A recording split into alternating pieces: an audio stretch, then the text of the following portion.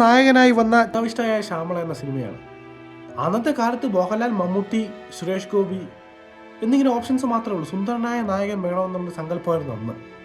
ആ സമയത്ത് ഇദ്ദേഹം നായകനായി ഹിറ്റടിക്കുകയാണ് ഉണ്ടായത്. അതിനുശേഷം വന്ന വടക്ക് നോക്കി യന്ത്രം, 1991 വന്ന സന്ദേശം, 1988 വന്ന പൊന്മുട്ടയിടുന്ന താറാവ്.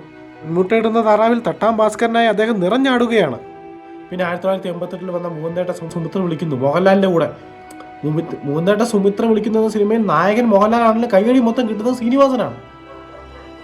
അദ്ദേഹം ഒരു വില്ലൻ ക്യാരക്ടർ എന്ന് വേണേൽ പറയാൻ സാധിക്കും.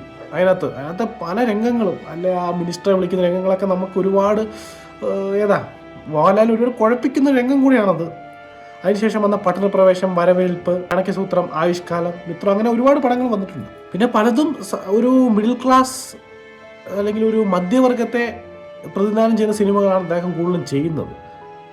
മാത്രമല്ല അദ്ദേഹം പിന്നെ മേഘം എന്ന സിനിമയ്ക്കകത്ത് ഷൺമുഖൻ എന്ന കഥാപാത്രം മമ്മൂട്ടിയുടെ കൂടെ തന്നെ ഒരു നെഗറ്റീവ് ഷെയ്ഡുള്ള ഒരു കോമഡി കലർന്ന വില്ലൻ ക്യാരക്ടറും, അതിനകത്ത് പൊട്ടനെ അറിയാവോ എന്നൊക്കെ ചോദിക്കുന്ന രംഗങ്ങളൊക്കെ അടിപൊളിയാണ് അദ്ദേഹം.